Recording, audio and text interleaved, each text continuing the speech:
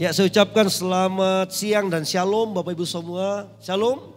Saudara, kita bersyukur karena hari ini kita masih ada dan kita diberikan kesempatan untuk boleh datang secara bersama-sama beribadah. Tentunya dengan prokes, protokol kesehatan yang sangat ketat. Saudara, saya lihat tadi sebelum mulai pintu tertutup dan masuk pun setelah sudah kursi-kursinya sudah penuh, maka pintunya ditutup kembali saudara dan gak boleh ada yang masuk lagi. Gereja ini saudara menyadari posisi dan kita saudara taat kepada protokol kesehatan yang memang kita memiliki kewajiban sebagai gereja, sebagai wadah, sebagai warga negara untuk melakukan itu. Bersyukur saudara di tempat lain saudara maka banyak orang pengen beribadah tetapi juga karena ketaatan saudara belum bisa untuk beribadah. Tapi saya katakan bahwa ibadah itu bicara tentang hati kita dengan Tuhan, kehidupan kita dengan Tuhan. Tetapi kalau kita bisa secara bersama-sama, maka kita juga bersyukur. Kita menerima pengurapan secara korporat, secara bersama-sama. Sehingga saudara kita akan setelah diperlengkapi oleh pengurapan itu, maka saya percaya kita akan dipakai Tuhan. Menjadi berkat, menjadi saluran berkat. Bukan hanya ke skup person to person, tetapi kita juga akan dipakai dalam skup yang lebih besar. Yang setuju katakan amin. Hari-hari ini saudara banyak orang dalam pergumulan. Banyak komunitas dalam pergumulan. Banyak keluarga dalam pergumulan. Nah saudara, ketika kita mengalami pengurapan secara global, pengurapan yang besar yang dari Tuhan, maka kita akan dipakai saudara untuk menjadi alatnya Tuhan. Untuk bagaimana Tuhan menguatkan dan meneguhkan orang lewat perkataan-perkataan kita, lewat motivasi-motivasi kita, lewat perhatian-perhatian kita. Sebab itu hari-hari ini jangan menutup diri saudara untuk menjadi saluran berkatnya Tuhan. Percayalah kalau Tuhan mau mengutus kita, kalau Tuhan mau saudara menempatkan kita di mana, kalau Tuhan mau mempertemukan kita dengan siapa, percayalah bahwa Tuhan pasti akan memperlengkapi kita. Apa yang akan Tuhan perlengkapi sesuai dengan kebutuhan. Di mana kita Tuhan tempatkan ke orang yang seperti apa, ke keluarga yang mengalami apa, kepada pribadi yang mengalami apa. Ketika kita terbuka, maka disitulah Tuhan akan memperlengkapi kita dengan hal-hal yang mungkin selama ini kita rasa gak bisa. Tapi bukankah kita berkata bersama dengan Tuhan kita akan cakap melakukan perkara-perkara yang besar. Yang setuju katakan amin. Nah ibadah 1, 2 dan 3 saya bicara tentang firman atau tema yang sama. Hari-hari ini di masa-masa sukar ini segala sesuatu sedang bergoncang. Maka tahukah saudara bahwa integritas kita sebagai umat Allah, integritas kita sebagai jemaat Tuhan, integritas kita sebagai jemaat yang bergereja, yang beribadah sedang diuji saudara. Segala sesuatu itu bergoncang di mana saudara ini adalah ukuran, ini adalah barometer, ini adalah instrumen, ini adalah alat. Saya pakai ini alat untuk mengukur gimana cinta, gimana kasih, gimana iman, gimana kepercayaan kita kepada Tuhan. Saudara, iman tidak bisa dihakimi, tapi iman sesuatu yang harus diusahakan. Dan saudara tahu pembuktian iman itu akan dilihat daripada buah-buah kehidupan kita. Makanya Alkitab berkata bahwa iman tanpa perbuatan hakikatnya, dasarnya adalah mati. Saudara kita gak bisa berkata oh iman orang itu kecil, oh iman itu orang besar. Hanya karena dia kuat berdoa, berjam-jam bisa berdoa, rajin beribadah. Tetapi lihat kehidupan dia, gak bisa hanya satu bagian. Tapi mengukur iman daripada setiap kita harus dilihat dari bagian utuh. Bukan satu bagian daripada kehidupan kita saudara. Tetapi harus keutuhan daripada kehidupan seseorang. Nah saudara, siang ini saya mau sharingkan bahwa hari-hari di masa goncangan kan banyak yang mulai bergumul. Banyak yang mulai berseru kepada Tuhan. Banyak mulai cry out, berteriak minta tolong kepada Tuhan. Memang itu bagus. Karena Alkitab berkata orang yang berseru kepada Tuhan akan diselamatkan. Ketika kita berseru tentang usaha kita yang lagi goyang, kita berseru tentang finansial kita, kita berseru tentang pekerjaan, pergumulan kita. Saya percaya memang Tuhan akan menyelamatkan. Tetapi tahu gak saudara, ternyata ada satu prinsip yang benar. Satu prinsip yang sungguh-sungguh Tuhan mau dalam kehidupan kita. Ketika kita berseru kepada Tuhan, seharusnya kita dalam posisi mana? Dan saudara Lukas pasal yang ke-6 ayat 46 sampai yang ayat yang ke-47. Lukas pasal yang ke-6 ayat 46 dan 47. Yesus sendiri berbicara begini saudara. Mengapa kamu berseru kepadaku Tuhan, Tuhan, padahal kamu tidak melakukan apa yang aku katakan. Setiap orang yang datang kepadaku dan mendengarkan perkataanku serta melakukannya, aku akan menyatakan kepadamu dengan siapa ia dapat disamakan. Saudara, Yesus sendiri berbicara begini. Banyak orang yang berseru kepadaku Tuhan, Tuhan. Tetapi sayangnya mereka saudara hanya berseru saja. Tetapi saudara mereka tidak ada dalam sebuah hubungan yang dekat dengan Tuhan. Banyak orang hari-hari ini saudara mulai berseru kepada Tuhan. Tapi sayang mereka berseru dari kejauhan tanpa menyatakannya dalam sebuah kedekatan. Relationship, hubungan, sebuah keintiman yang dekat dengan Tuhan. Saudara, ini hal yang penting. Banyak orang berseru kepada Tuhan tapi sebenarnya dia tidak datang kepada Tuhan hari-hari ini. Makanya Yesus tegur keras. Maka Yesus kasih dalam perumpamaan. Orang yang mau mendengarkan firman dan mau mentaati. Artinya saudara, orang yang masuk dalam jarak hubungan yang sangat dekat dengan Tuhan. Maka Yesus sendiri berkata, engkau dengar, dengan ini orang itu akan disamakan.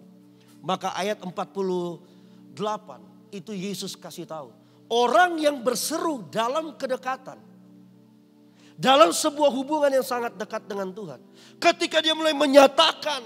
Ketika dia mulai meminta. Ketika dia mulai menyerahkan pergumulan. Ketika dia mulai membawa segala sesuatu yang ada dalam kehidupan dia. Untuk dia minta supaya Tuhan ambil alih dan Tuhan intervensi.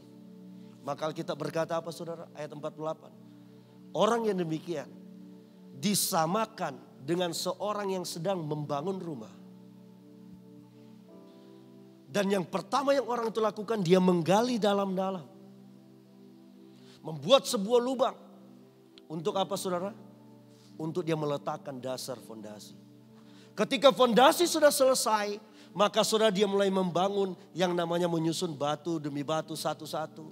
Saudara, fisiknya mulai dibangun, atapnya mulai dibangun. Maka interiornya juga mulai dibangun. Tetapi orang yang berseru hanya dalam kejauhan. Orang yang gak mau dekat dengan Tuhan. Orang yang gak mau mentaati Tuhan. Saudara, orang yang hanya datang karena perlu dengan Tuhan. Maka dikatakan dengan siapa? Dengan apa dia akan disamakan? Maka ayat 49 dikatakan. Ia sama dengan seorang yang sedang membangun rumah. Tetapi, saudara lihat. Dia membangun di atas dasar tanah. Di atas tanah.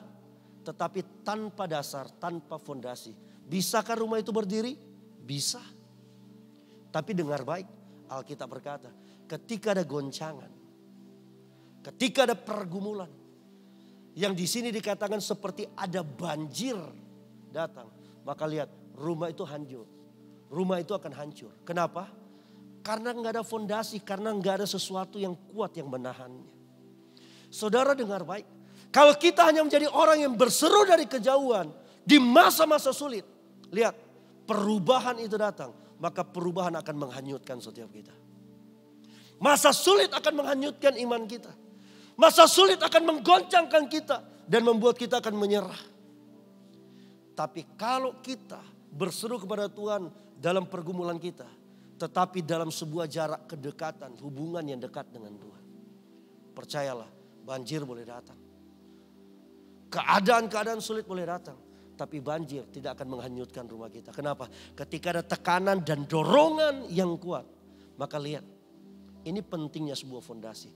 Fondasi itu yang terhubung dengan fisik di atas. Dia itu akan menahan setiap gonjangan itu. Nah saudara, hari-hari ini yang saya mau sampaikan kepada kita. Jangan berseru dari jarak yang jauh. Kenapa saudara begini? Orang berseru pasti karena dia minta pertolongan, betul? Orang yang berseru itu pasti dia mau minta pertolongan Tuhan. Saudara dengar baik, kenapa Tuhan tegur keras? Jangan berseru dari jarak yang jauh. Artinya saudara, dalam hubungan yang sangat jauh dengan Tuhan. Kenapa? Karena orang yang berseru dari kejauhan. Orang itu selalu yang menjadi objeknya, yang menjadi fokusnya seringkali hanya apa saudara? Tangan Tuhan. Tangan Tuhan di sini adalah bicara tentang fokusnya hanya berkat. Fokusnya saudara hanya pemenuhan kebutuhan saja. Dan dengar baik, kalau tangan Tuhan yang menjadi fokus kita, yang menjadi objek kita, saudara tahu? Berarti kita hanya berseru kepada Tuhan dalam situasi-situasi tertentu saja. Kita mencari dan berseru kepada Tuhan, mendekat kepada Tuhan, hanya situasional saudara. Dan tahu gak saudara, ketika kita berfokus hanya kepada tangan Tuhan, maka dengar baik, kita hanya selalu berfokus kepada satu bagian dari Tuhan, tangan Tuhan. Padahal kita perlu suara Tuhan juga saudara, untuk menuntun. Padahal kita juga butuh saudara pribadi Tuhan, merasakan kehadiran Tuhan utuh, bukan cuma tangannya aja. Kasih Tuhan. Kita butuh saudara merasa yang namanya sentuhan Tuhan. Kita merasa Tuhan memeluk kita. Itu seringkali yang akan berikan kita kelegaan. Tetapi kalau kita selalu menjauh dari Tuhan, saudara, kita gak akan mengalami sesuatu yang utuh dari Tuhan. Yesaya 59 ayat 1 dan 2 itu berkata apa saudara? Bukan tangan Tuhan kurang panjang untuk menolong. Bukan telinga Tuhan kurang peka untuk mendengar seruan kita. Tapi Alkitab mencatat ada jarak yang sangat jauh antara kita dengan Tuhan. Itu yang disebut dengan pemisahan. Jarak bukan kilometer di sini saudara, tetapi jarak hubungan. Yang menjadi pemisah kita dengan Tuhan adalah apa saudara? Dosa, kesalahan. Yang membuat Tuhan menyembunyikan diri. Karena apa saudara? Karena dosa dan kesalahan. Ingat, Tuhan tidak pernah menjauh dari kita. Tapi kita yang seringkali lari dari Tuhan. Yeremia 5 ayat 25. Kenapa kita gak mengalami hal-hal yang baik? Karena dosa kita saudara. Karena kesalahan yang menjadi penghambat. Tuhan tidak pernah berbuat curang. Tuhan tetap mengasihi kita. Makanya Yesus naik ke kayu salib untuk satu hal. Untuk menebus setiap kita. Supaya apa? Supaya kita ini dekat dengan Tuhan. Saudara tahu, saya dan saudara manusia diciptakan oleh Tuhan. Karena Tuhan mau punya hubungan, relationship. Pencipta dan ciptaan. Tuhan dan setiap manusia. Karena kita ini adalah representasi Allah di muka bumi. Saudara tahu? Karena Tuhan mau menikmati perjalanan sebuah hubungan yang baik dengan Tuhan. Tuhan saudara mau menikmati kita saudara. Makanya Tuhan ciptakan kita bukan seperti robot yang ada saudara diciptakan dan ada remote control di tangannya Tuhan. Tuhan mau kita menyanyi dia tinggal pencet, nyanyi enggak. Tuhan nggak akan bisa ternikmati yang seperti itu. Maka Tuhan ciptakan kita. Dan Tuhan kasih free will, kehendak bebas. Karena Tuhan mau menikmati pilihan dan keputusan kita. Yang adalah bukti kita mencintai Tuhan. Kita mengasihi Tuhan. Kita yang jatuh cinta kepada Tuhan atau enggak. Akan kelihatan dari pilihan dan keputusan kita. Nah saudara, sebab itu jangan berfokus kepada tangan Tuhan. Tetapi saudara begini, ketika kita datang kepada Tuhan. Datang berarti saudara, kita mau menghadap Tuhan. Datang berarti saudara kita mau bertemu dengan pribadinya Tuhan. Maka kita bukan hanya mendapatkan tangan Tuhan. Tapi kita mendapatkan Tuhan yang utuh. Kita mendapatkan semuanya dari Tuhan. Ketika kita berhadapan dengan pribadi Tuhan. Ketika kita mengalami pribadi Tuhan. Maka kita akan mengalami segala yang ada pada Tuhan. Segala yang melekat kepada Tuhan. Yang namanya maha-maha semua itu saudara. Maka kita akan bertemu dengan itu. Dan itu akan kita alami. Makanya Matius 6 berbicara. Cari dahulu kerajaan Allah dan kebenarannya. Maka saudara apa? Semua utuh. Bukan satu bagian saja tapi utuh. Semua akan ditambahkan kepada kita. Pertanyaannya kenapa sih seringkali setelah kita jaraknya jauh dengan Tuhan. Kita berseru dari kejauhan. Artinya dalam hubungan kita dengan Tuhan gak baik. Karena lihat saudara, kita yang merusak hubungan itu. Dengan cara apa? Kita nggak mau mentaati Tuhan. Kita nggak mau mendengarkan Tuhan. Kita nggak mau, saudara, menerima pengajaran firman Tuhan. Nah saudara, ini sangat penting. Saudara tahu kisah tentang Maria dan Marta? Saudara, kisah Maria dan Marta ini bicara mereka ini adik kakak, saudara. Nah satu waktu saudara, Yesus itu datang ke rumah Maria dan Marta dan Lazarus. Karena Yesus menganggap mereka itu adalah keluarga. Saudara tahu kenapa Yesus menganggap mereka keluarga dan Yesus datang ke rumah itu, saudara? Satu hal, karena Yesus saudara pernah memulihkan yang namanya Maria. Maria terkenal perempuan yang paling berdosa. Dia dilepaskan saudara dari 7 roh jahat. Kehidupannya hancur. Bukankah kehidupan kita juga adalah hancur? Kehidupan kita dalam pergumulan terus. Bukankah dulu kita kayak gitu? Belum kerja, berdoa untuk cari kerja. Sekarang dapat kerja, apakah nilai yang sama? Pergumulan kita, kedekatan kita dengan Tuhan masih sama? Waktu kita belum bisa punya penghasilan, kita bergumul supaya punya penghasilan. Sekarang kita punya penghasilan. Apakah kita terus masih mengingat Tuhan dan pekerjaan Tuhan? Atau kita membangun sebuah gaya hidup yang hedonis dalam kehidupan kita? Saudara, ketika Yesus datang ke rumah Maria dan Marta, Alkitab mencatat saudara, Marta itu sibuk sekali di dapur saudara. Yang Marta lakukan, Marta lebih sibuk menyiapkan apa yang Yesus mau nikmati secara jasmani, secara luarnya saja. Maria saudara, yang Maria lakukan, dia duduk di bawah kaki Tuhan. Lihat perbedaan terakhir. Setelah Maria sibuk untuk menyenangkan Tuhan lewat jasmani. Marta apa yang Marta lakukan? Terakhir kan dia protes. Guru, aku udah capek, aku lakukan semuanya untuk guru. Tapi si Maria ini duduk. Pertanyaannya, Marta baik atau enggak? Marta baik saudara. Tetapi lihat, Yesus berkata begini kepada Marta. Marta, Marta, ada peneguhan, ada penekanan. Kau sibuk dengan segala sesuatunya. Tapi Maria mengambil bagian yang terbaik. Marta baik. Tapi Maria, saudara, dikatakan terbaik. Kenapa? Karena Maria duduk. Cuma duduk kok terbaik. Dengar baik. Apa yang dilakukan Maria pada waktu Maria itu duduk di bawah kaki Yesus? Maria itu mau mendengar perkataan Yesus. Saudara, di masa-masa sukar ini saudara, jangan dengar kebisingan yang mendatangkan ketakutan, COVID. Mendatangkan saudara, wah ekonomi bergoncang. Itu realita. Itu kesusahan. Kesusahan itu realita. Menjadi susah itu pilihan. Realita kita ada di masa-masa yang susah, sulit. Tetapi menjadi sulit, menjadi kesusahan adalah pilihan kita. Oleh sebab itu saudara, Yesus berkata Maria mengambil bagian yang terbaik. Saudara, ini sangat penting, yang Tuhan mau dalam kehidupan setiap kita. Itu adalah apa saudara? Hubungan. Satu waktu ada sebuah kisah saya pernah baca saudara. Mother Teresa itu satu waktu sedang memandikan seorang anak gelandangan itu di tepi sungai Gangga. Sementara dia memandikan anak-anak gelandangan ini, dia mendengar di sebelah dia saudara, ada keluarga yang ribut saudara, berantem bertengkar, marbadai saudara. Ternyata parbada. Jadi ketika mereka marbadai saudara, sambil berteriak-teriak.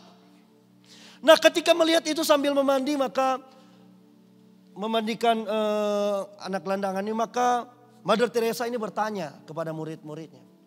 Kenapa mereka itu suka berteriak kalau sementara marah saudara? Padahal jarak mereka dekat, ya bersebelahan aja.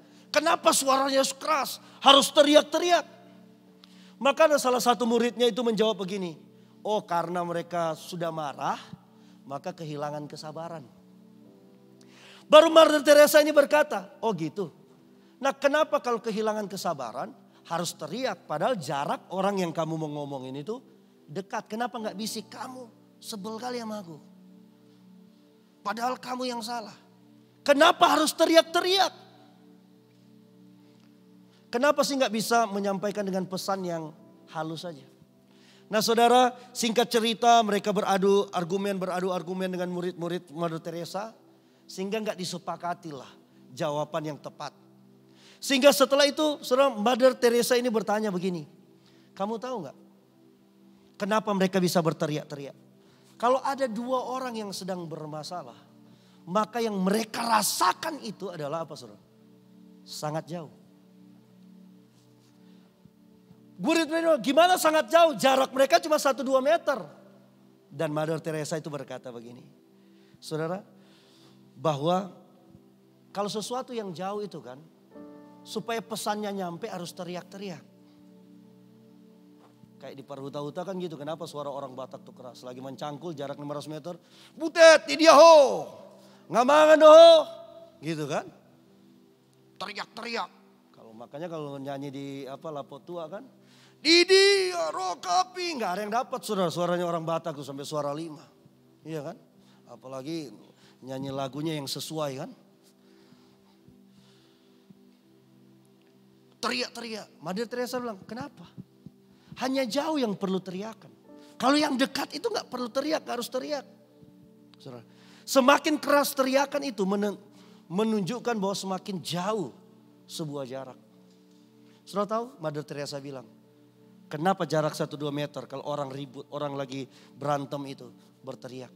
Karena sebenarnya jarak hati mereka itu jauh. Nah saudara, kalau kita menjauh dari Tuhan, maka lihat, kehidupan kita adalah kehidupan yang terus saudara bergumul terus, khawatir terus, was-was terus, gak yakin dengan apa yang kita lakukan, gak yakin apa Tuhan bisa nolong kita. Tetapi satu sisi kita terus berteriak. Saudara, bahkan hari-hari ini banyak orang sudah berdoa dia gak yakin mungkin. Doa dalam kamarnya, doa di gereja, doa waktu komsel diterima oleh Tuhan, didengar. Karena dia gak yakinnya, maka dia doa saudara. Dia masukkan doa-doanya, dia berdoa lewat media sosial. Facebook, Tuhan tolong aku Tuhan mau bayar kos. Instagram dia doakan lagi itu saudara. Baru saudara dia butuh dukungan. Paling orang cuma doakan tetap kuat, Tuhan pasti tolong. Tapi gak ada yang bertanya berapa nomor rekening. Kalau Tuhan dia tahu saudara, gak perlu pakai nomor rekening. Tuhan akan pakai orang untuk memberkati kita. Kalau kita berseru dalam sebuah hubungan dekat. Karena Allahku akan mencukupkan apa yang kuperlukan. Menurut kekayaan dan kemuliaan dalam Tuhan. Di waktu Tuhan yang tepat. Nah saudara, dalam kehidupan kita harus seperti itu. Tuhan lebih suka itu mendengar daripada korban. Makanya saudara kalau gak salah Matius 15. Yesus pernah mengutip. Bangsa ini mendekat kepadaku hanya dengan mulut. Hatinya menjauh. Ibadah yang mereka lakukan hanya perintah manusia. Artinya manusia melihat apa di depan mata. Tapi Tuhan melihat hati. Saudara tahu Tuhan pernah menegur Saul. Dan tahu gak saudara, Saul pernah diurapi menjadi raja. Pada akhirnya di dalam 1 Samuel 15. Maka Saul akhirnya tertolak menjadi raja. Pengurapan raja itu saudara mundur dari Saul. Sebelum pengurapan raja itu mundur dari Saul. Maka Alkitab mencatat Saul berperang melawan siapapun Saul menang. Tapi ketika perkenanan Tuhan, pengurapan Tuhan mundur dari Saul. Maka lihat ketika saudara Goliat maju berperang. Saul kehilangan kemampuan, kehilangan taji, kehilangan mental. Kenapa? Pengurapan Tuhan sudah muncul. Apa yang membuat Saul, saudara pengurapan dari Tuhan itu lari atau mundur daripada Saul? Ayat yang ke-22. Saudara tahu? Saul disuruh oleh Tuhan tumpas semua orang Amalek. Semua binatangnya kamu tumpas. Pemimpinnya kamu tumpas. Tapi lihat. Ketika Saul melihat kemenangan. Dan Saul sudah mengalami kemenangan. Maka Alkitab mencatat. Saul membiarkan rakyat menjarah binatang-binatang yang terbaik. Dengan alasan. Karena itu akan dipersembahkan kepada Tuhan. Karena kepada Tuhan selalu harus yang terbaik. Maka Tuhan marah. Dan lewat Samuel Alkitab mencatat apa? Apakah Tuhan berkenan kepada korban bakaran dan korban sembelihan sama seperti mendengarkan suara Tuhan? Tuhan mau kita mendengar. Dari mana kita mendengar? Harus punya hubungan. Harus masuk dalam relationship. Harus masuk dalam kedekatan dengan Tuhan. Saudara, dengar baik. Posisi kita dengan Tuhan akan sangat menentukan yang namanya ketenangan.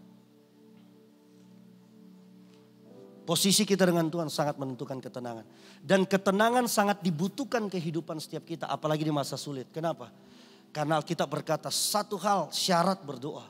Jadilah tenang supaya kamu bisa berdoa. Saudara, posisi kita dengan Tuhan akan menentukan namanya ketenangan. Mazmur pasal yang ke-62, ayat yang kedua, ayat yang ketiga, itu mencatat begini. Hanya dekat Allah saja aku tenang, daripadanya lah keselamatanku. Hanya dialah gunung batuku dan keselamatanku, kota bentengku, aku tidak akan goyah. So lihat, hanya dekat Allah kita tenang. Kalau kita jauh dari Allah, kita gak akan tenang. Makanya saudara, kita berseru dari kejauhan. Itu bukti bahwa kita gak tenang dalam hidup. Ini sangat penting. Orang yang jauh dari Tuhan tidak akan tenang hidupnya. Kenapa? Karena orang yang jauh dari Tuhan tidak akan mengerti segala sesuatunya. Tetapi orang yang mencari Tuhan, orang yang dekat dengan Tuhan. Amsal pasal yang ke-28 ayat 5 berkata. Orang yang jahat tidak mengerti keadilan. Tetapi orang yang mencari Tuhan, saudara, mengerti segala sesuatu. Kalau kita dekat karena kita mencari Tuhan, maka lihat kita akan mengetahui apa. Kita akan mengetahui apa yang terjadi. Apa yang harus kita lakukan. Apa yang harus kita kerjakan di masa sulit, di masa goncangan. Apa yang ada di balik dari keadaan sekarang. So kita akan mengerti apa yang sudah Tuhan persiapkan dalam kehidupan kita. Sehingga kita tetap menyala-nyala dalam Tuhan. Sehingga kita tetap tenang. Sehingga dalam ketenangan itu kita akan melihat surga atau langit bukan hanya terbuka.